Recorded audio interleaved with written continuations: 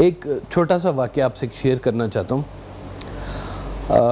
ہم لوگ جہاں پہ رہتے تھے ہمارے محلے میں ایک کسائی رہتا تھا اور وہ بڑا ہی نک چڑھا اور ہر کسی سے لڑنے والا وہ انسان تھا.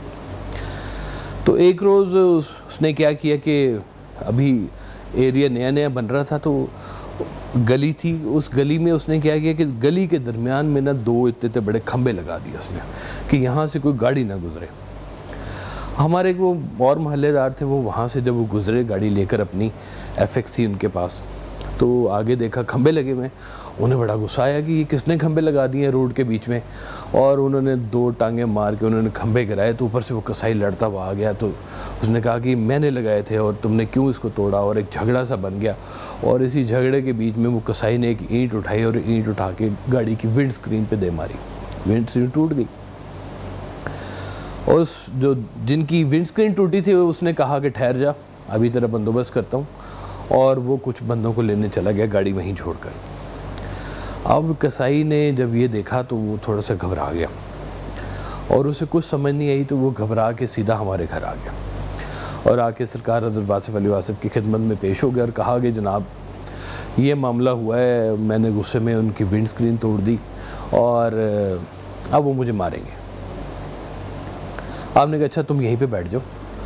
تو وہ تھوڑی دیر بعد وہ جو لوگ تھے ڈھونڈتے ڈھونڈتے انہیں پتہ چلا کہ کسائی یہاں پہ آیا ہوا ہے, تو وہ بھی گھر کے باہر آ گئے. تو آپ نے ان صاحب کو بلایا جن کا نقصان ہوا تھا, ان کو کہا کہ آئے اندر.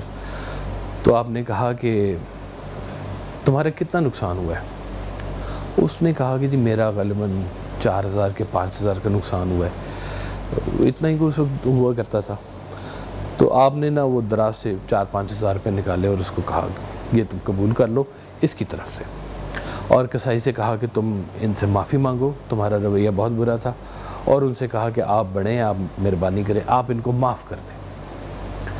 وہ بہرحال کچھ دیر کے بعد وہ سارا معاملہ جو تھا وہ معافی تلافی ہو گئی اور وہ اپنے گھر چلے گئے. وہاں پہ ہمارے ایک بہت ہی پیارے ہمارے ایک دوست ہیں, وہ بیٹھے ہوئے تھے منان صاحب.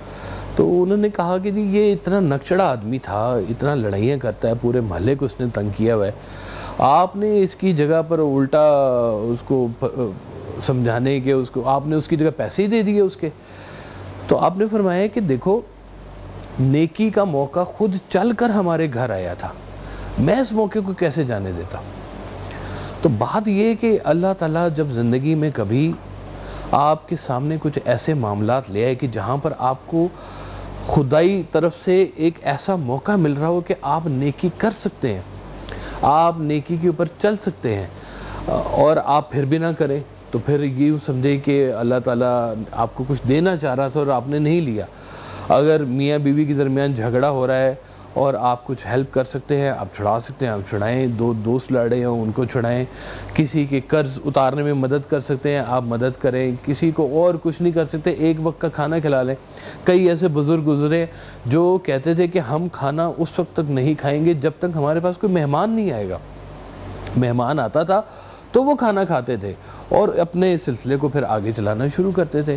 جتنے بزرگ اور اولیاء اللہ ہیں, آقا صلی اللہ علیہ وسلم سے کسی نے پوچھا کہ جی سب سے مستحسن عمل کون سا ہے, تو آقا صلی اللہ علیہ وسلم نے فرمایا کہ لوگوں کو کھانا کھلانا اور ان کو سلام کرنا, یعنی کہ لوگوں کے لیے سلامتی بننا, ان کی سلامتی کی دعا کرنا. اور ہم لوگ اگر آج کی دنیا میں اس تعلیم کے اوپر نہیں کام کر رہے ہیں تو ہمیں بہت ضرورت ہے اس چیز کی کہ اپنی زندگی میں نیکی کے موقع کو ضائع نہ کریں. اگر کہیں مل ہی جائے, اول تو لوگ ڈھونڈتے ہیں, نیک لوگ تو ڈھونڈتے ہیں, وہ کہتے ہیں کہ ہمیں کہیں سے کوئی ایسی نیکی کرنے کا موقع ملے. اب جو لوگ باہر کی دنیا میں جو خیرات کرتے ہیں انہیں نارملی کہا جاتا ہے وہ فلنتھراپسٹ ہوتے ہیں. وہ اسلام نے ہمیں ایسے ایسے موقع دیے ہوئے نیکی کرنے کے کہ ہمارے آنکھوں کے سامنے ہوتے ہیں. عیسائیوں کا ایک سنڈے کا ایونٹ ہوتا ہے جی, جب وہ اپنی عبادت کرنے کے لیے جاتے ہیں. ہم لوگوں کو 5 وقت نماز پڑھنے کے لیے مسجد جانا ہوتا ہے. مسجد ہمارا ایک کمیونٹی سینٹر بنا ہوا ہے جہاں پر ہم لوگ ایک دوسرے سے ملتے ہیں, ایک دوسرے کے حال چال سے آگاہ ہوتے ہیں, اپنے ہمسایوں سے ملتے ہیں, کچھ اور لوگوں سے ملتے ہیں, ایک انٹریکشن پیدا ہوتا ہے, اور وہیں پر ہی نیکی کرنے کا بڑا موقع ملتا ہے کسی بچیوں کی شادی نہیں ہو رہی، اس کے لیے اگر آپ مدد کرتے ہیں تو یہ بات ذہن میں رکھتے ہوئے کہ اللہ تعالیٰ ہم اس کی مدد کریں، اللہ تعالیٰ ہم پر بھی اپنا فضل فرمائے۔ تو زندگی میں کسی چیز کو چھوٹا مت سمجھیے، اور چھوٹی نیکی کو تو بالکل بھی چھوٹا مت سمجھیے۔ سرکار حضرت واصف علی واصف فرمایا کرتے تھے کہ چھوٹے کو چھوٹا نہ سمجھو تو بڑا بڑا نہیں رہے گا۔ زندگی میں چھوٹے چھوٹے پروگرامز بنائیں تاکہ ان کی اچیومنٹ سے آپ کی انکریجمنٹ ہو۔ چھوٹی چھوٹی نیکیوں کو تلاش کرنا شروع کریں۔ کوئی بڑی نیکی نہیں ہوتی، یہ سفر ہی نیکی ہوتا ہے۔ اس سفر کے اوپر نیکیاں اکٹھے کرتے رہیں۔ کہتے ہیں ایک وہ غار تھی، وہ غار میں سے جب لوگ گزرتے تھے تو ان کے پاؤں کے نیچے جو ہے نا جی وہ پتھر چبھا کرتے تھے۔ تو ایک صاحب گزرے، انہوں نے کہا کہ اچھا میں جھولی میں نا وہ سارے پتھر اکٹھے کرتا جاتا ہوں تو تاکہ لوگوں کے گزرنے کی جو ہے نا وہ ان کو سہولت ملے۔